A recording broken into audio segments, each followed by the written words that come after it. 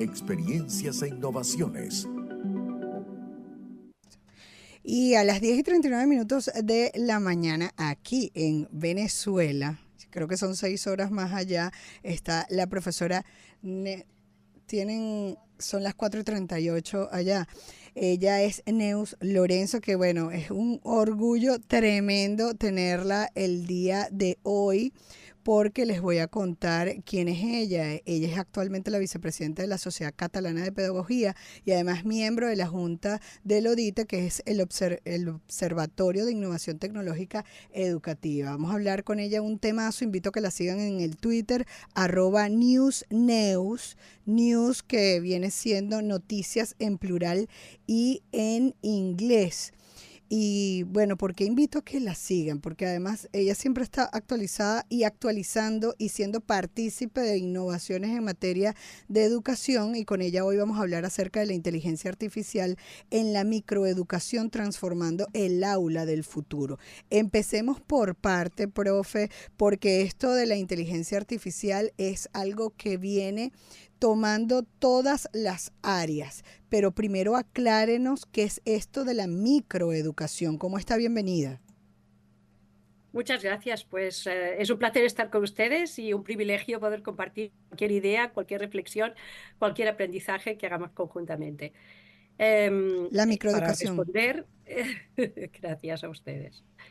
Para responder a la pregunta, microeducación, micro sería pequeño, inmediato y próximo, y en cambio educación significa pues educar, conducir, hacer crecer, acompañar, ¿no? La microeducación es la educación que se da en el tú a tú, en la proximidad, en el aula, entre el profesorado y el alumnado. Es No decir, no importa es el una nivel educación... educativo, no significa que sea a nivel No, inicial. No, exacto. a todo nivel presencial, pudiéramos decir. Presencial o cercano, podría ser a distancia, pero es aquello que se vincula a la relación. Ok. Es difícil que nadie aprenda si odia al interlocutor. Si no tienes algún tipo de conexión con el que tienes delante, ya sea un compañero, un profesor, un alumno, es difícil que se dé el aprendizaje. Entonces, lo más importante en un caso de este tipo es entender que estamos hablando de la educación entre personas, entre el adulto y el niño, entre dos niños, entre dos adultos. Es aquella cosa que pasa precisamente por el contacto con los demás. Ok. Y entonces, ¿la macroeducación qué sería? La macroeducación viene a plantear los procesos o los principios de lo que hacen las comunidades cuando se transforman, cuando aprenden, cuando progresan, evolucionan, se vinculan, interaccionan, se adaptan, reflexionan conjuntamente o crean caminos comunes a través de la mediación, a veces de la imposición o a veces sencillamente del contacto y de la proximidad. La microeducación se da en lo más cercano al tú a tú. Y la macroeducación son las aproximaciones de evolución más genérica, a veces a medio y largo plazo, y que está implicando a comunidades enteras.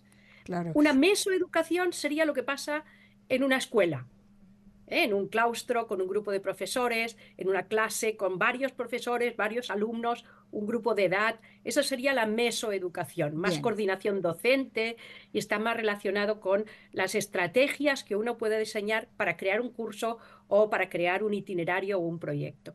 Sin embargo, está hablando de la microeducación para transformar el aula del futuro, apoyado de esto de la inteligencia artificial, que es algo que a muchos y sobre todo, bueno, gente con cierta brecha digital, difícil de entender. Más bien lo hemos visto como que el monstruo que nos viene a comer y acabar con incluso nuestro trabajo, porque sustituye al hombre, la inteligencia artificial. Entonces ahora complétenos la idea, ¿cómo es esto de la microeducación en el aula del futuro? Sí, hay que entenderlo en tres partes, ¿no? Okay. Cuando estamos hablando de educar, estamos hablando precisamente de acompañar en este crecimiento personal, de conocimientos, de cultura, pero también un crecimiento de actitudes o incluso de estrategias para enfrentarnos a lo más complejo, pues aprender a atomizar, a dividir, a acercarnos a un problema poco a poco en cada uno de sus pasos. Con la inteligencia artificial lo que nos pasa es que nos parece un todo enorme y que es como una pared enfrente de todo esto. Y no es cierto. La inteligencia artificial ni es inteligencia ni es artificial, dicen. Se trata de un sistema de herramientas, un sistema informatizado que está organizado para no solamente solucionar aquellos problemas cognitivos o de procesos mentales y de aprendizajes que hasta ahora solo hacía el hombre, sumar, restar, incluso hablar, escribir, dibujar, sino que es capaz también de ajustarse a los cambios que se le pidan, de aprender de los errores, de completar lo que hacía inicialmente, incluso de reprogramarse y de controlarse y de construirse de otro modo para responder a nuevos retos. Esta es la idea de inteligencia, la idea de que puede progresar, etc.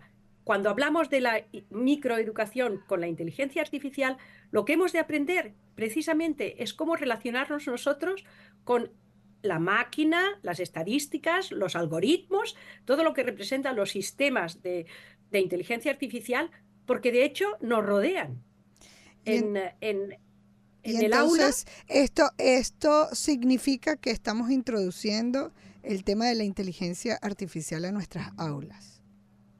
de hecho, la inteligencia artificial actualmente podríamos decir que en cualquier ciudad en la que hayan algoritmos que estén organizando el tráfico, controlando las calles que tienen un semáforo en rojo u otro en verde, en función del flujo de los coches, que se vaya adaptando y que realmente haga incluso una proyección de qué pasa los sábados, no qué pasa los domingos, qué pasa a las 6, y que pueda adaptarse y aprender. A lo mejor es un sábado, está preparada para hacer en verde ciertas calles y en rojo ciertos otros, pero resulta que ese sábado hay partido de fútbol, lo han cambiado, aprende, se readapta y precisamente da respuesta a unas necesidades nuevas, ¿no?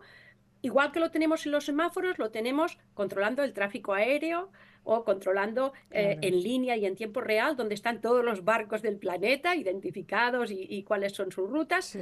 Tenemos también a nivel doméstico, ¿no? Hay diferentes sensores de calefacción o sensores de luz o incluso herramientas que se activan y se desactivan de diferentes maneras.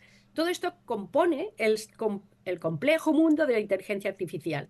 Mm. Si ignoramos esto y no somos capaces de trabajar con ello en las escuelas, estamos negligentes, de hecho es una actitud negligente, estamos Claro. abandonando los alumnos que han de vivir en un sitio, en una sociedad, en una ciudad, en un lugar donde esto se va a dar. ¿Y Con cómo lo es cual un es aula, importante cómo es acercarse un a eso. aula que aplica la inteligencia artificial? ¿Cómo es en la práctica? Descríbala, a ver. A ver, la gente se imagina que estamos hablando de un aula totalmente tecnificada, donde hay wifi, hay internet, estamos vinculados a robots que a lo mejor sustituyen al profesor, que contestan en vez pues no sé, de prestar ayuda. Esto esto sería, digamos, una visión muy apocalíptica, ¿no? Ujú. Parece que la escuela va a cambiar del todo y las personas van a desaparecer, igual que las fábricas o que las oficinas de abogado o de banco, porque todo esto lo puede hacer la máquina.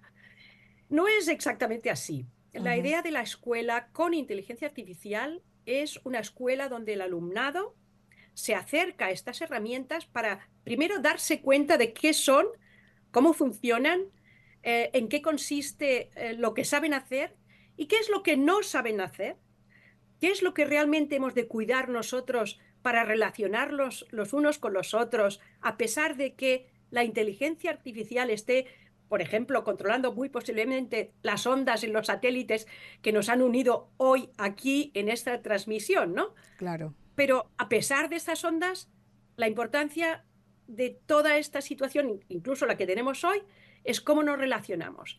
Cómo yo intento dar respuestas o plantear nuevas preguntas y ustedes pues intentan acercar un contexto que es distinto y seguramente también proponer las Claro. preguntas de otras personas que pueden estar inquietas o preocupadas. Ujú. Esa sensibilidad de pensar en los demás, pensar en las personas más allá de lo que haga la máquina para comunicarnos, es lo que hemos de aprender desde muy pequeños. Y es un No es proyecto que importante la máquina. ya se está llevando adelante en España, en algunas zonas, buenas experiencias Sí. existen ya para finalizar, profe. Sí, y para finalizar, sencillamente les voy a proponer a explicar un caso, ¿no? Una que se da en el libro que comentábamos de Odite, en el que si lo pueden después poner en las redes o presentar, pues es interesante, de la microeducación Ujú. en las escuelas. Una que se da en la ciudad de Ceuta, que es una ciudad pequeñita que incluso está en el continente africano, digamos, al otro lado del Mediterráneo, no propiamente en la península, pero que Imagínate. hablan castellano y que está dentro del sistema educativo español. Allí hay un profesor que precisamente ha acercado la inteligencia artificial a sus alumnos a través de la fotografía y a través de la reflexión. Él Buenísimo. hablaba de que actualmente hay muchos radares que pueden poner una multa por exceso de tráfico sencillamente haciendo una fotografía al coche que pasa por allí delante. O si hay algún alumno, hay algún conductor que no lleva el cinturón de seguridad. O si están hablando por teléfono. Todo esto pues le hacen una foto y a partir de aquí les ponen una multa. Y se les pregunta a los alumnos, ¿qué os parece? Hombre, pues en principio bien, porque así no se escapa ninguno y todo el mundo pues aprende que no puede eh, eh, que no puede romper las leyes de tráfico. Ujú. El profesor entonces dice, vamos a probarlo. Hacemos una fotografía con los niños dentro del coche, con el cinturón puesto, evidentemente parado, o hablando por teléfono, y suben las fotografías a un espacio que es ML Learning, que es un sitio para poner precisamente fotografías Ujú. para enseñar cómo funciona el aprendizaje de la inteligencia artificial, y luego se les sube, estas las identifica, y Sí. pues con cinturón, hablando por teléfono o correctamente, ¿no? Las identifica los tres grupos y luego sube otra imagen, una imagen autentificada por la Dirección General de Tráfico, donde hay una persona que no lleva el cinturón o que está hablando Ya. por teléfono y les pone, efectivamente la máquina le dice, pues a este no puede ser, este sí, le vamos a poner una multa. Bueno, resumiendo, también hace una, un ejercicio para demostrar que las máquinas se pueden equivocar. Pone al Ah, alumno excelente. ahora con otra fotografía Bien. y una bolsa, un bolso, un zurrón o una bolsa, una cartera en el que parece que el Cinturón. cinturón lo tiene puesto, pero Sí. no, Sí. sencillamente es la banda de la cartera. La máquina no lo identifica, con lo cual le Sí. dice puedes marchar. Sí.